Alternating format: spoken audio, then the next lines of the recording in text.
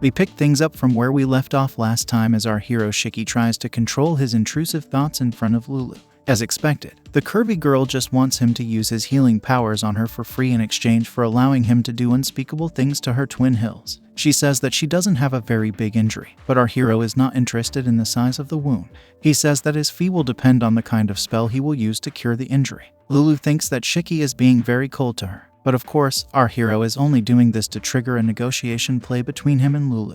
He also wants to know what Lulu truly feels about him because the cute look on her face back at the labyrinth was not something that she could fake. It's too genuine for a girl like her to act out, so Shiki needs to know if she truly wants him to violate her curvy body. Obviously, he has two other things in mind, so he plans to use the negotiation play as an excuse to do as much as he can with these two things. He also recalls the last time where he used his healing magic on Lulu but could not act on his intrusive thoughts properly as Elise had walked in on his shady acts. Lulu tries to act cute again and she says that her injury really isn't as big as our hero thinks it is. She tries to give Shiki a closer look at it and our hero's intrusive thoughts start to kick in again. He acts coy for now, but the curvy girl keeps pushing herself closer to him. This makes Shiki wonder if Lulu actually wants to get closer to him because of her own intrusive thoughts. Maybe all of this was just an excuse to come and see him, so Shiki decides there's no point in acting shy and innocent anymore. He can't help his feelings anymore, so he brings Lulu to a private spot which she then covers with the curtains. She holds his hands and brings them close to curvy heaven, but just before Shiki can make his thoughts run wild, his slave girl Yule comes back from her toilet break. She happily declares that she has returned, but what she sees is something that no girl should ever have to see. Shiki is caught in the act and he has no excuse to give his slave girl. Yule is sad and disheartened to see such a lewd act being performed in front of her, and even our hero realizes that he has messed up big time. He has let the negotiation play get the better of him, and now he has found himself in a tough spot with Yule. This was obviously a mistake and he needs to come up with something fast. Otherwise Yule will not be able to recover from this betrayal. After all, his slave girl might just lose her faith in him after seeing such a despicable act in front of her. In an awkward yet hilarious moment, Shiki nervously says that he is in the middle of a very tough treatment. He asks Lulu to play along by asking for her validation on the same. He even says that it's so tough that he has to go and directly touch the two sources of the pain. Our hero hopes that the curvy girl has figured what he's trying to do and he prays to God that she agrees with what he's saying. However, Lulu takes it the completely opposite way and brings her healer boy's hands closer to her twin hills. She even makes a shady face while doing this, and it makes our hero realize that he has lost the battle of deception. As a matter of fact, Lulu takes it to such a point that even someone as shady as Shiki is feeling shy about what she's making him do. Yule has been scarred for life now, and Shiki desperately tries to explain that this is not what it looks like. The slave girl can't take any more of this, so she starts crying and saying that her master has been stolen from her. She cries in extra cute fashion, so Shiki tries to console her. Lulu, on the other hand, had no idea that her actions would cause the elf girl to cry, so she says sorry for acting on her intrusive thoughts. Shiki does his best to keep Yule calm, and then he says sorry for acting like a shady creep. Lulu and Shiki now join forces in order to create the perfect cover story for their lewd acts. The curvy girl says that she was not trying to steal Yule's master away from her, but she was rather just borrowing him for a bit. Shiki goes on to say that what he was doing to Lulu is actually a secret technique called palpation. Of course, these are all lies, but Yule starts to buy into what is being told to her. Shiki sees an opening, so he says that it's a very difficult medical technique, which was why he had to get so close to Lulu. After all, he needed to be sure if there was any other kind of issue within her body. The slave girl calms down for a bit and asks if all of this is actually true. This makes Shiki happy, even though he has to copy such a basic excuse for the sake of his elf girl. It is a deception, but it's for a good cause as per what our hero is thinking. Lulu also gets the vibe of the room, so she asks Yule to take a closer look at her twin hills under Shiki's guidance. Our hero goes on to explain that there is no issue or scratch on her body because he has healed her with the art of palpation. Lulu celebrates and says that Shiki's magic is simply amazing. All of this is more than enough to finally trick Yule into thinking that her master is not a shady creep. She happily runs into Shiki's arms and hugs him because she is glad that it is not as she had imagined. Of course, both Shiki and Lulu are happy that they have managed to trick the innocent elf girl into believing their lie. Our hero tells Lulu that she doesn't need to pay him now because he has to go back home with Yule and he has already redeemed himself by touching what he had been longing to touch for so long.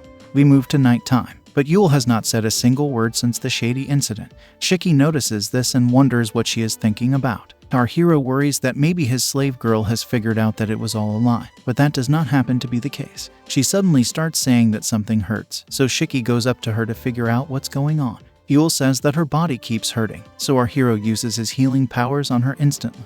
However, his spell does not work on her and she continues to talk about how her chest is feeling tight. Yule mentions that she's been feeling this way ever since she saw her master doing unspeakable things to Lulu. That's when Shiki realizes that Yule is suffering from something that no kind of healing magic can cure. It could be anxiety or even jealousy. But then the slave girl comes up with a request for her master. She asks him to do the exact same thing with her as he was doing to Lulu. Of course, Yule thinks that it's a genuine medical technique called palpation.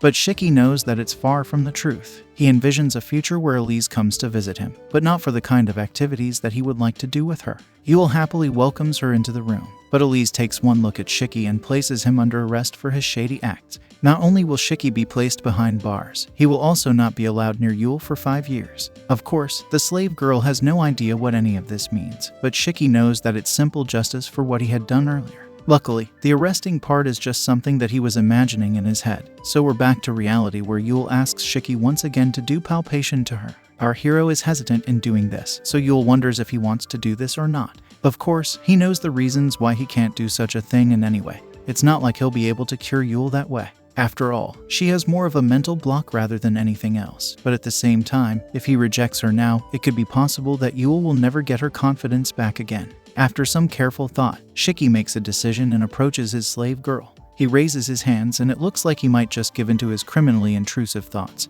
But then our hero redeems himself by grabbing Yule and holding her in his arms like a protective guardian. He asks his slave girl if she remembers what he had told her before about how he can be around her. In his mind, he is obviously thinking that he can do whatever he wants with Elise or Lulu because they are grown women who are able to make their own decisions. However, there is a line that he must never cross with someone like Yule. His only wish is for his cute slave girl to keep smiling, and he realizes that she is behaving this way because of her anxiety. His top priority should be to calm her down, which is exactly what he does when he says that he had promised to stay with her forever. He intends to keep that promise, and his words ease Yule's anxious demeanor. She asks her master that if he is giving her such kind words as a reward for her working so hard, then would he reward her even more if she continues to work hard for him? This is a bit tricky for Shiki to answer, but he knows that he has to ease Yule's mind, so he agrees to reward her if she continues to work hard. This is more than enough to calm Yule down, and she says that she is feeling fine now. With that, the slave girl goes to bed and yet another disaster is averted.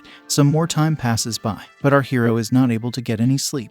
He doesn't know if he has made the right decision by continuing to lead Yule on, so his guilt prevents him from getting any rest. He gets up to check on his slave girl, but to his surprise, she is not there. This is bad news for our hero, so he instantly steps out of the inn and looks around for Yule. She was nowhere to be found inside the inn, so the only other option is to scan the city for her. This is a worrying thought for Shiki because he has no idea where his slave girl could have gone. He asks people in the city if they have seen a dark elf girl, and one of the men points him to a place where she was seen 10 minutes ago.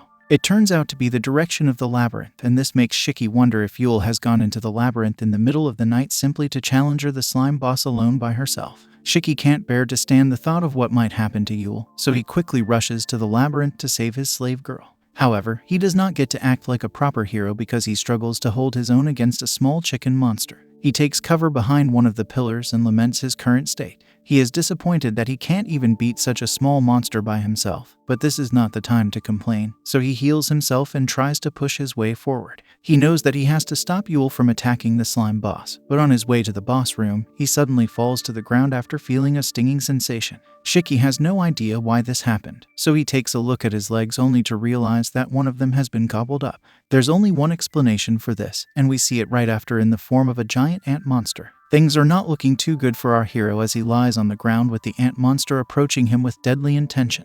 Shiki knows that he has to make a run for it, but for that, he will need to heal his leg as fast as he can.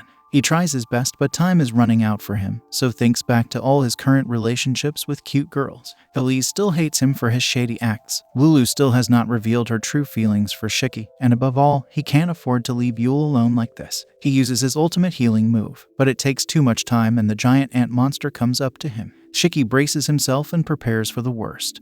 But before anything can happen, he hears a loud slash and sees that the ant has been sliced into two. He hears a voice asking him if he's alright and why he's here alone.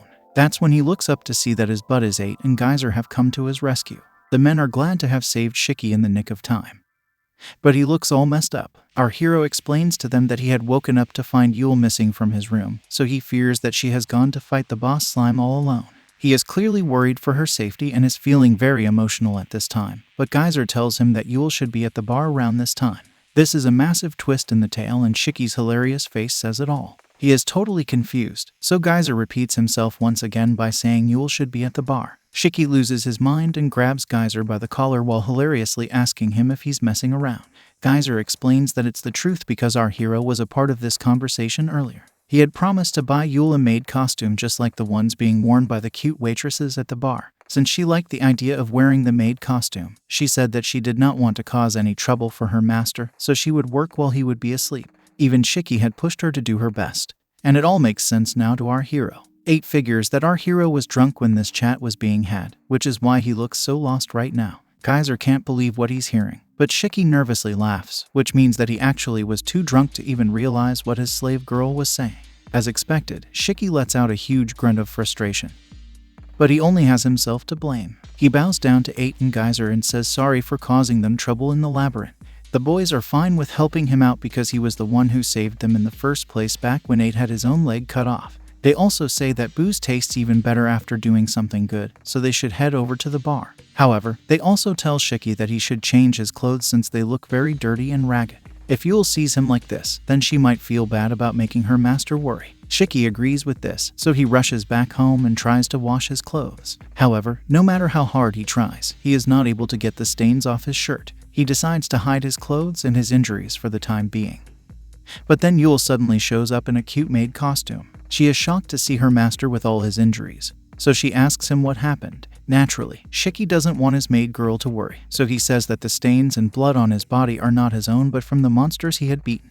Yule knows that he's lying to her because Geyser had told her everything about Shiki going to the labyrinth alone to find her. Our hero figures that Geyser and 8 lost the fight to booze, which is why they opened their mouths to his maid girl. Yule feels bad about this, so she says sorry for not being prepared to help Shiki. Our hero doesn't want her to feel guilty about this, so he says that it's not her fault at all, since he is alive and well. There is no need to worry and Yule can carry on without feeling bad. The elf girl still feels bad about what has gone down, so she offers to clean her master's body from all the blood and stains. Shiki says that it's fine and he can do it himself because he does not want Yule's maid costume to get dirty. However, she says that she will simply take it off and help her master out. Of course, this is not what our hero was expecting to hear from her, so he quickly turns around and has to face a rather awkward situation. She goes on to say that she is very thankful to her master for showing his concern towards her, but the only thing on our hero's mind is to avoid letting his intrusive thoughts take over. Yule goes on to say that she was really worried for Shiki, especially after hearing what all he had done to go look for her.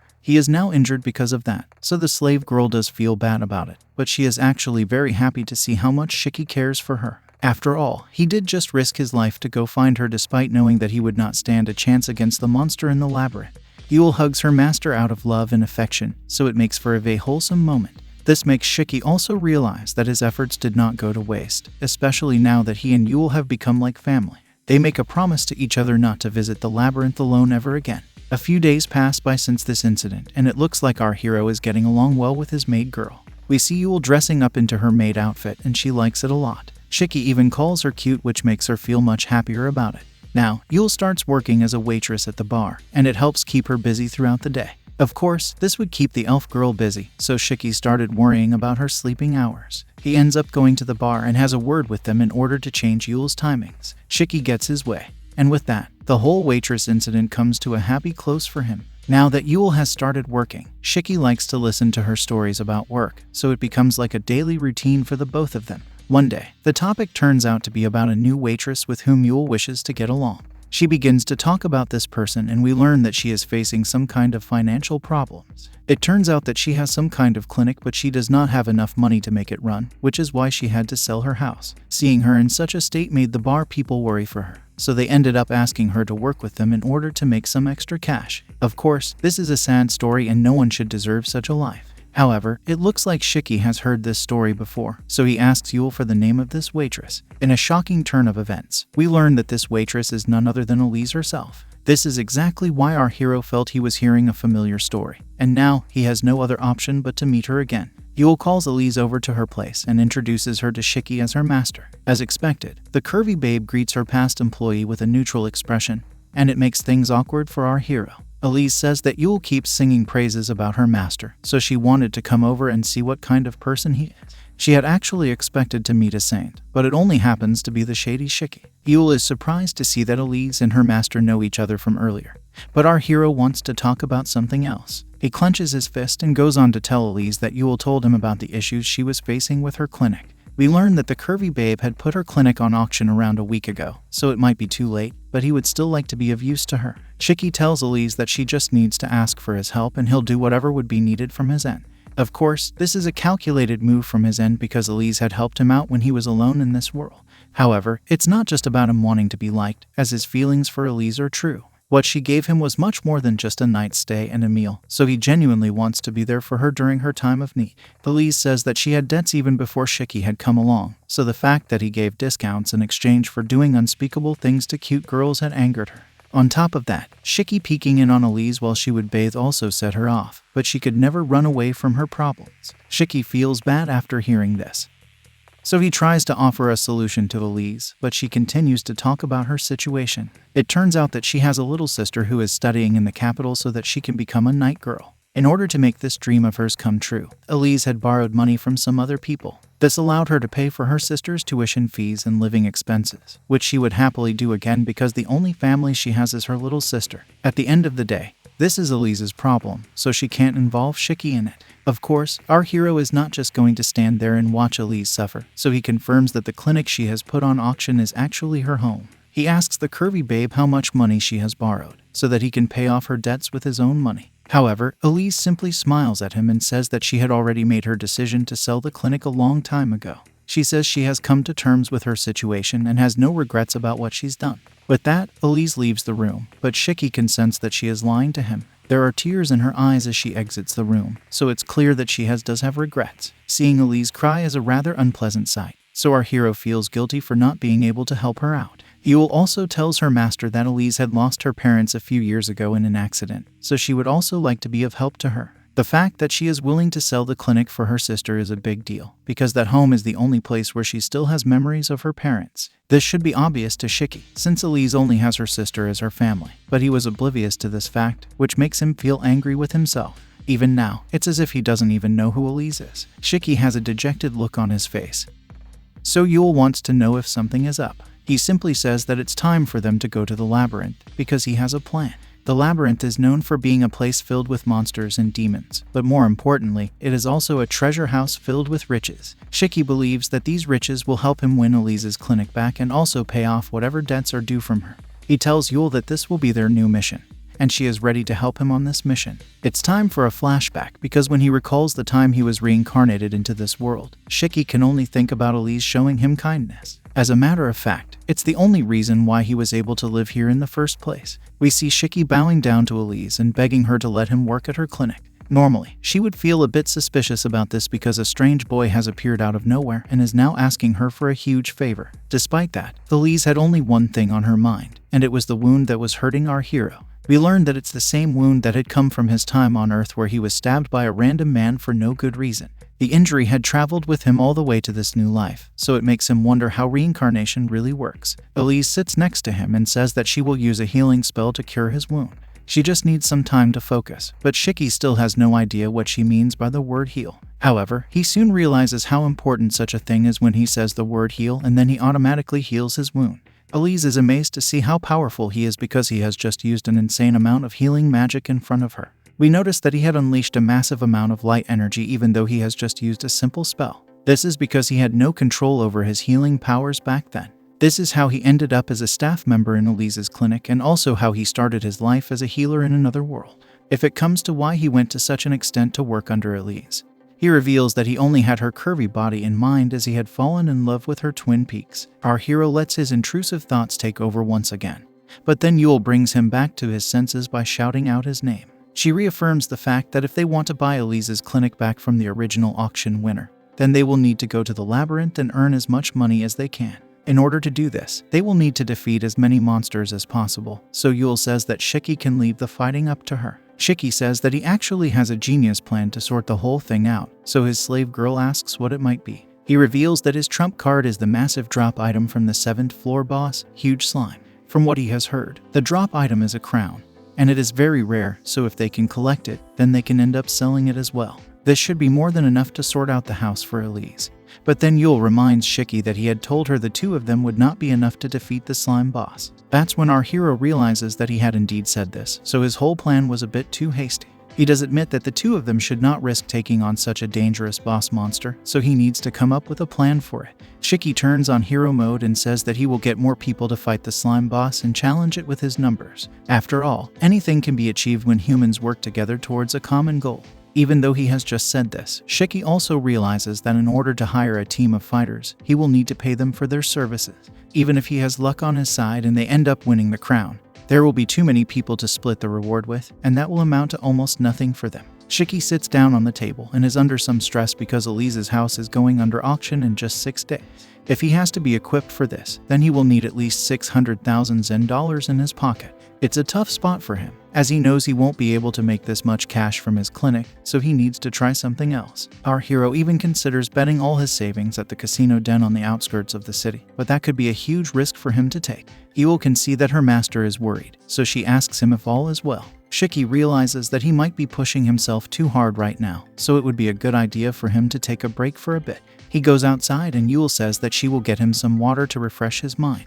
As he waits outside, Shiki hears a familiar voice, so he lifts his head and sees Sarah, who is one of the girls from Lulu's party. They greet each other and Sarah says that it's been a while, but our hero can only gaze at her twin peaks. His intrusive thoughts take over once again, but before he can violate Sarah in his head, the grumpy girl Fran shows up and tells him not to look at Sarah with shady eyes. Shiki remembers her well due to her arrogant behavior, and Fran only proves this point when she threatens to set him on fire with her flame magic. This is a totally savage move from her end, so Shiki stops thinking about Sarah and looks for Lulu.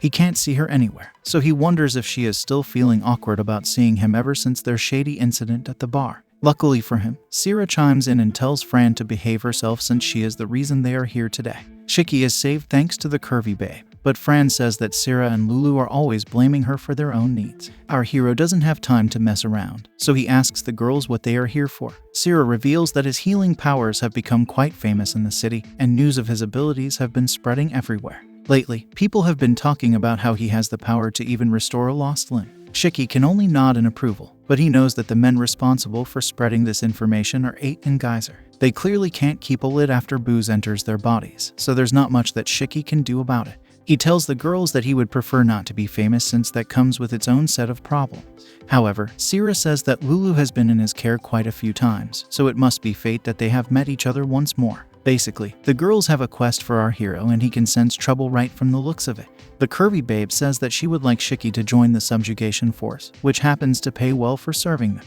Shiki takes a look at the prize money, and it's not bad, but at the same time, it's not enough to pay for Elise's home. With no other choice, Shiki has to say no to the girls, and they have to accept his decision. Sarah does ask him to let her know if he ever changes his mind because her squad is in desperate need of healers. However, this makes Shiki wonder why Sarah is asking for such a favor. Guarding the surroundings of the city is supposed to be the job of knights and not adventurers. Our hero then suspects that Sarah and Fran might actually have some kind of connection with the knights of the city. Now that he's curious, he tells the girls that he'll think about it. As of now, the only thing on his mind is Elise's clinic, so that takes priority for him. He needs to gather a team of adventurers to help him out on this mission, and he also needs to find a way to get their assistance for free. Fran does not like the fact that her team has been rejected by Shiki, so she tells Sarah that they don't need his powers anyway. She feels that she can beat any monster without needing to be healed, so Sarah is worrying about nothing at all. She does admit that Shiki has the power to restore a lost limb, but his fees are too high for normal people to afford. The flat girl even goes on to say that Shiki must be acting like a shady creep with girls who can't pay for his services.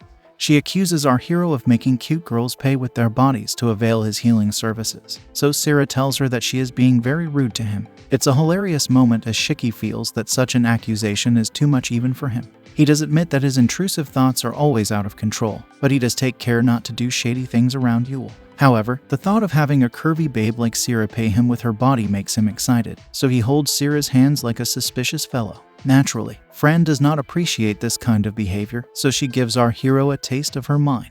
Later, Shiki comes back home to Yule, but he seems to have some new kind of hairstyle. Yule panics upon seeing him and asks what happened to his hair, but our hero can't reveal that he was attacked by the flat girl's fire moves. He simply says that he found a way to earn money, and his head blew up due to how amazing it was. The innocent Yule believes every word that her master says, which means that she now thinks having a good idea will lead the head to blow up and cause a change in the hairstyle.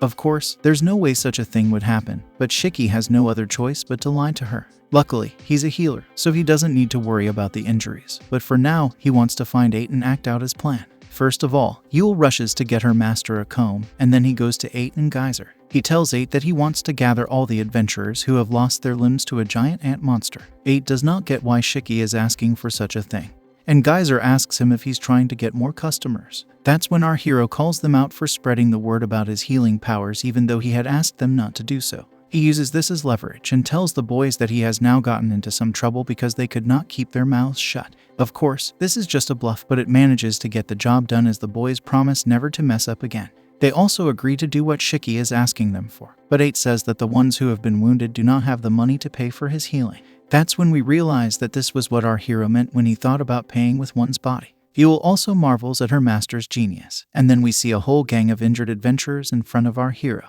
He tells them that he will heal all of their wounds, but he will not accept money as a form of payment.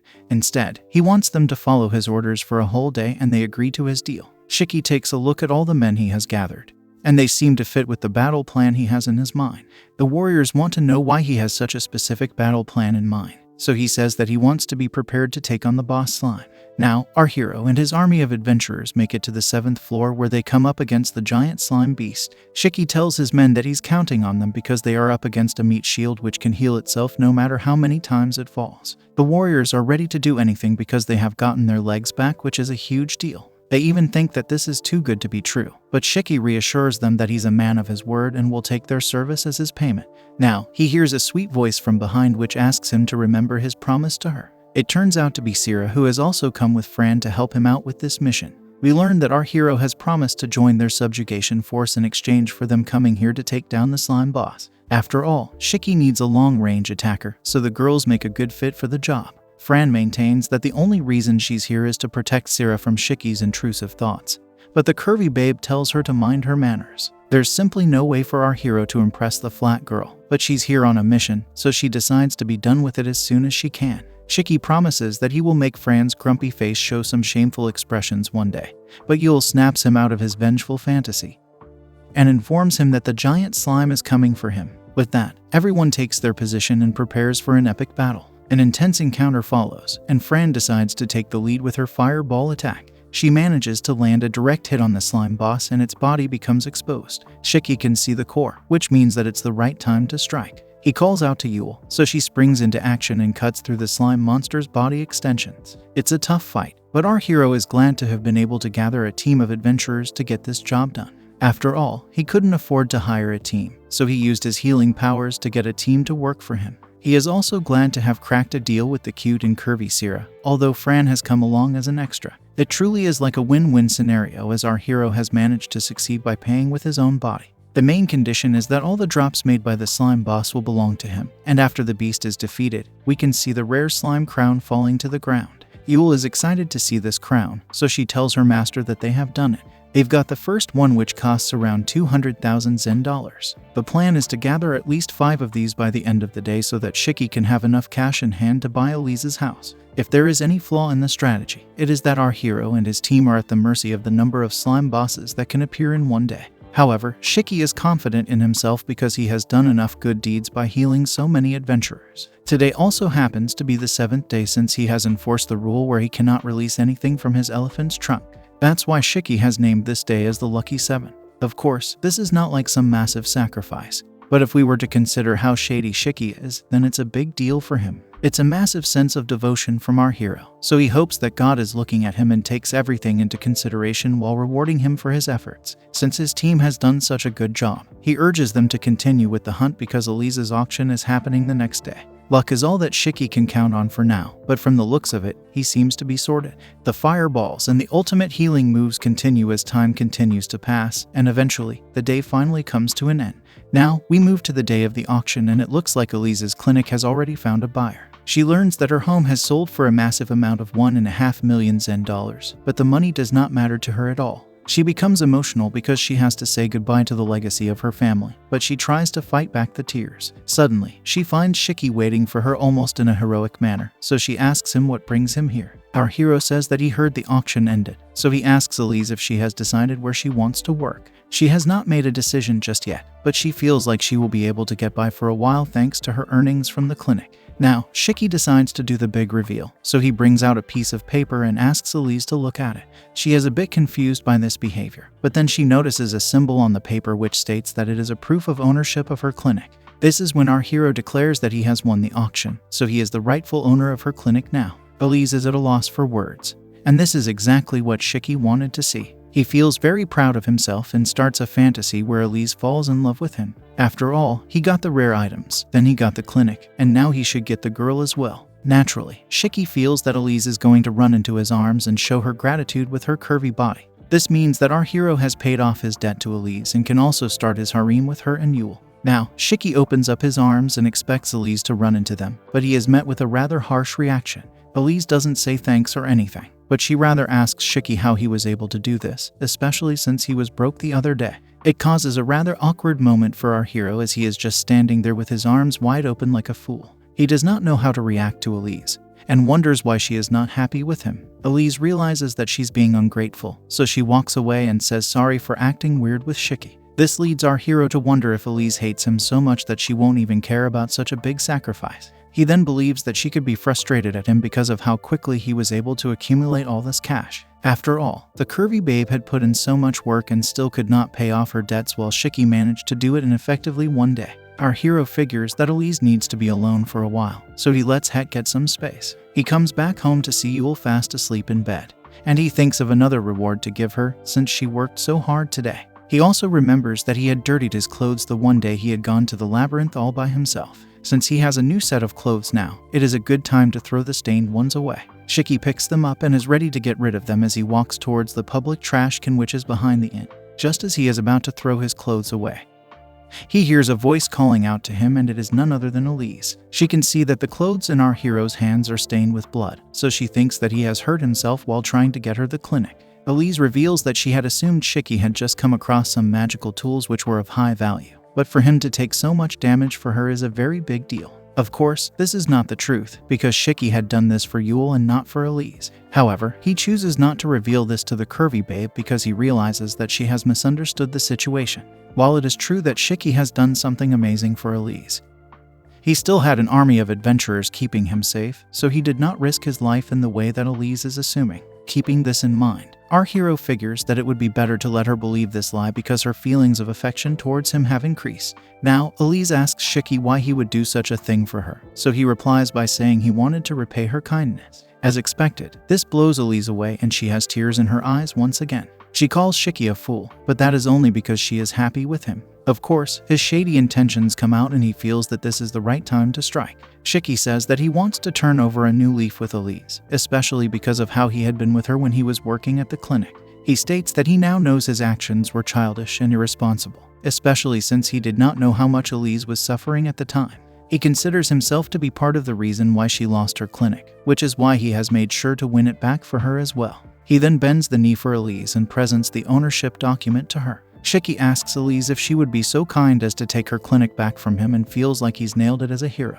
Now, it's time for Elise to tell the truth about how she feels for Shiki, so she reveals that she had seen glimpses of her father in him when she first saw his healing powers. After all, her father was also a healer, so to see Shiki display his soft side made her feel as if she was with someone she knew. However, since his intrusive thoughts would be on display all the time, she could never forgive him for being that way. Luckily, the curvy babe has now come to realize that Shiki is just a shady boy and not her father. Our hero knows that it's still not an excuse for doing unspeakable things to cute girls, but he decides to play along for now since Elise is clearly in the mood. Now that it is all out in the open, Elise decides to hug Shiki and she thanks him for saving her home. The curvy babe is now in our hero's arms, so he makes the most of this chance to hold her body close to his. After all, this is the best possible way for him to feel her twin peaks. Elise can figure that our hero has given into his intrusive thoughts, so she allows him to enter demon mode as he can't be helped. Shiki feels like he can finally make something happen right now. All this time, Elise would never even let him close to her. let alone touch her, but today is a different day. Shiki prays to God that Yule sleeps a bit longer in her bed because now he and Elise are going to do unspeakable things with each other. Our hero decides to risk it all and he leans in for a kiss to kick off his new romance. However, it's at this very moment where all his dreams come crashing down on him. He and Elise get interrupted by two drunk men who are on their way either to the bar or from the bar. What matters is that they call out our hero for getting romantic with the curvy babe. As expected, these men are none other than 8 and Geyser, both of whom tease Shiki and say that he should not get too excited around Elise. What's worse is that they also reveal how Shiki was able to pay for the clinic. They blurt out how he sold the slime boss crowns to get the cash and even ask him to invite them the next time he plans such a mission. After all, they need to hold the front line while he just keeps healing them from the back. 8 and Geyser leave after causing enough damage to leave Shiki scared for life. Our hero is speechless, and we can see that Elise is definitely not blushing anymore. She asks him if he actually did end up selling the slime boss crowns for money and also whether he did all this while hiding behind the backs of others. Shiki tries to play it off as a harmless joke, but the look on Elise's face says a whole other story, so he immediately drops his head to the ground and says sorry for the terrible misunderstanding. Now that he has been exposed, he has no other option but to spit out the truth, otherwise he will be doomed. He goes on to say that his dirty clothes have nothing to do with the curvy babe and all he did was take advantage of the situation to grow her feelings of affection towards him. He is awaiting the worst possible punishment that can be inflicted upon him. But Elise simply says that all his apologies were for nothing. It's not because she's upset with him, but rather because he has nothing to say sorry for. Shiki doesn't quite get this, so he asks Elise if she has lost so much faith in him that she does not even expect him to apologize for his actions. He also asks the curvy babe if she does not want to have anything to do with him ever again. However, to his shock and surprise, Elise offers him her hand and says that she gets it because he had done all of this out of consideration for her. At the end of the day, Shiki put in his best efforts to make this happen, and it was all for her sake. If he had not put in the effort to gather a team and defeat the slime bosses, then Elise would not have her clinic again. This actually leads to a romantic moment between the both of them which is not born out of deception or intrusive thoughts. Shiki is pleased to see how Elise is behaving, so he asks her to head back home with him. This is because Yule must be waiting for them and he doesn't want to make her impatient. After that, they can also go to their clinic once again. It looks like Shiki has done the right thing for now, but will he act shady with Elise yet again? Also, if Elise is now on his team, then how is Yule going to feel about it? Most importantly, where is Lulu in the middle of this whole harem situation? Like, share, and subscribe if you liked this video. Hit the bell icon to get notified when I upload part 3. See you soon.